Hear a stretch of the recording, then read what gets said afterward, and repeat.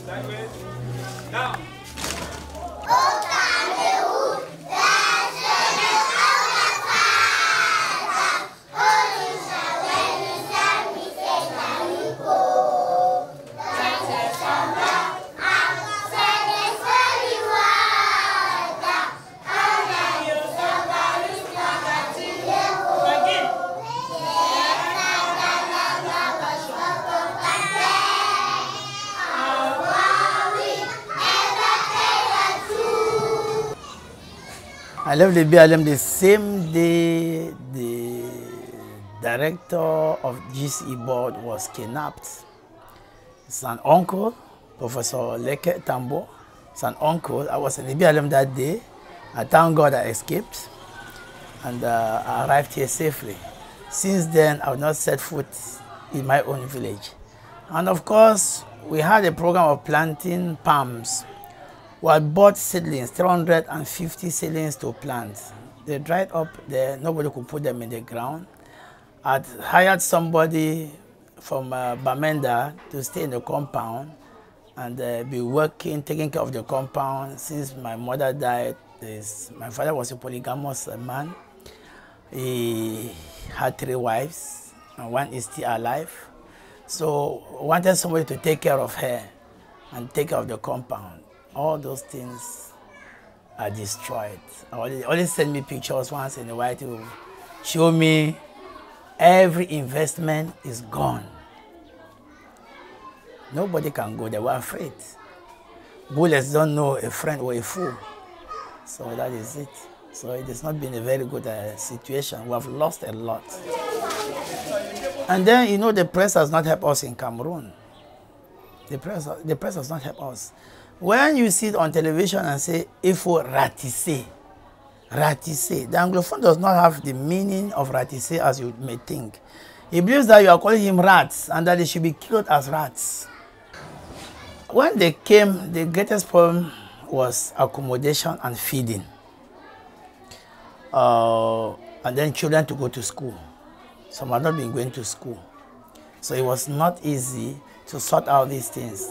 But I will thank God for Amon Aveni.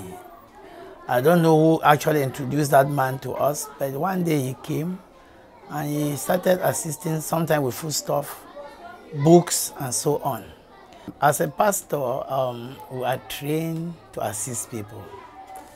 And actually, in 2017, a great number of internally displaced people came into Bonaberi. Most of them came with children. Most of them were pregnant women, old people, had nowhere to lay their heads. So we felt that we could do our own little best. I had classrooms that children used only during the day. So at night, those classrooms became bedrooms. Ces enfants qui ont la chance, entre guillemets, n'est-ce pas, de trouver le moyen de se rescolariser, pour la plupart n'ont plus d'acte de naissance. Et donc le bienfaiteur qui les accueille à l'école bon, le fait parce que c'est une urgence. Maintenant, il faut qu'on puisse reconstituer les actes de naissance de ces enfants. Nous avons essayé, nous, à notre niveau, ce n'est pas toujours très facile. Children came with no birth certificates. I will also say the council did a great job issuing children birth certificates. especially those that were in examination classes. It was actually a crash program, and the council did so much. Also, with identification papers, ID cards, I would say the police here have done a great deal. But it wasn't easy. You know, to issue an identification paper, you must prove that you are a Cameroonian. La crainte, c'est que pour ceux qui ont des parents, qu'ils soient tentés, parce qu'on le sait que ça se fabrique des faux documents, qu'ils soient tentés de fabriquer des faux documents qui plus tard vont compromettre encore plus leur avenir, parce que quand il faudra passer à un certain niveau et qu'il va falloir justifier officiellement, n'est-ce pas, leur pièce, leur acte de naissance, et qu'on découvre qu'en réalité c'est un faux, mais ce serait plus grave encore. And one thing, we tried to send some of them to these farming villages like Suza, Penamboko, even though the reports there are not so clement, they're not so good. One told me they are paid 10,000 francs a month. With 10,000 francs, you cannot send your wife to the market. She will divorce you. But here we are, where somebody works for a whole month, maybe taking care of animals, and he's being paid 10,000 francs.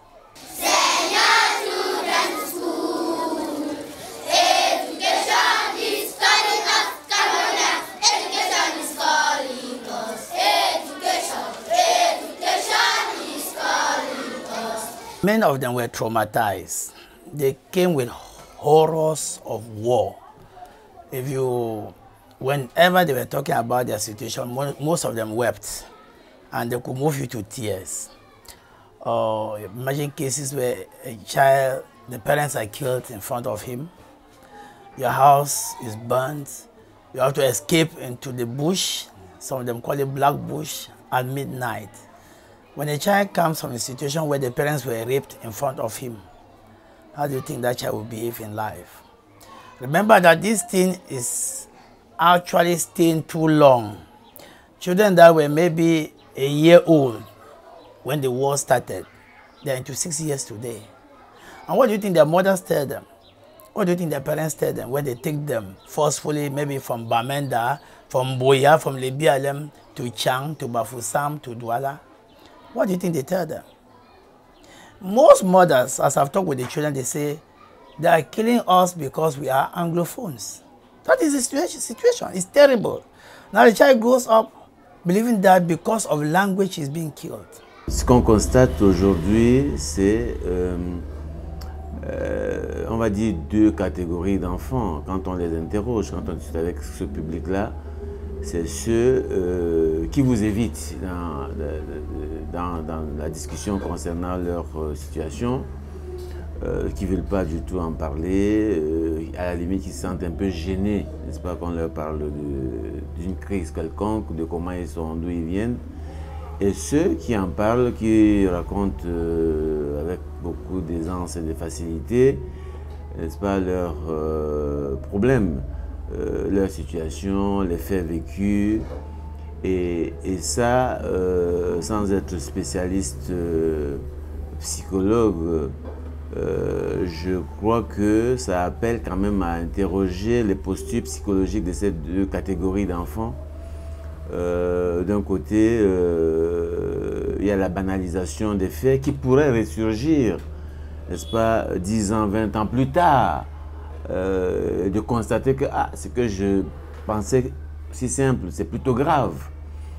Et un autre qui a gardé, n'est-ce pas, ces choses-là, ces films vécus, qui n'en a pas parlé pendant longtemps et qui donc a développé une certaine rancœur qui pourrait, n'est-ce pas, ressurgir plus tard sous forme de conflit intrapersonnel. Then there was a war which there was killing children, burning their houses. So now that was why that we traveled to Douala here. So now like that we could no more have no choice than to come here. One day there was one news that they will kill or the male children that they see in Bali. So they went to Pinyin to the nearest village of Bali and killed 10 children there, remove them from their houses, kill them. Then my mother said no, she don't want that they should kill me. So now I shouldn't pay my transport. I travel here to Douala now, or to come to school. They were shooting and burning houses, and we were running. And they said they'll kill the male children, and we will take our blanket and enter the bush and cover it and sleep inside the bush.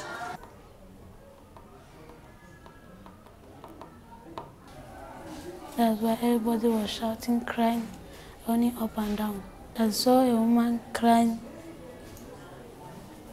and running with her child. I prefer here because there's no war, there's no sound of gun.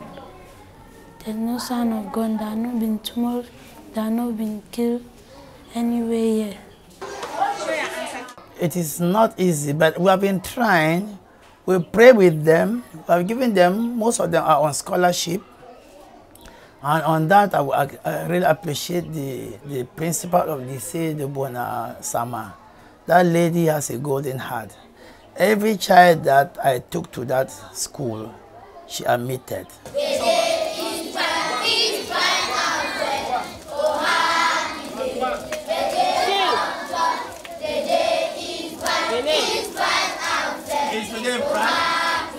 Il ne faut pas nécessairement que ces enfants grandissent avec l'idée qu'ils sont partis d'un endroit et qu'ils doivent repartir à cet endroit. Ça aussi, c'est un souci.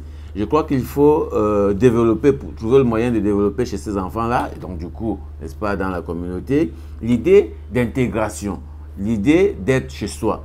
Que les enfants ne grandissent pas avec « Ah, on s'est retrouvé là parce qu'il y avait une crise basée sur la langue », ce qui est une catastrophe quand même pour notre pays. We're all children of one nation, Cameroon. There were people who entered as Anglophones in lycée and came out as Francophones, in certificate-wise. There are some people entered as Francophones and came out as Anglophones in lycée Bilingue de Moliko. We're one Cameroon. I think the problem is political, because socially, I don't see any problem between an Anglophone and a Francophone in this country. UN was made to put an end to war, to violence. I appreciate what people are doing, but I'm asking myself, when you're talking of social integration during this wartime, are you saying that everybody in the Northwest and Southwest should come now and settle in Douala in order to integrate himself? I say no, that is not a solution. That is very cosmetic. I think the UN should rather impose peace.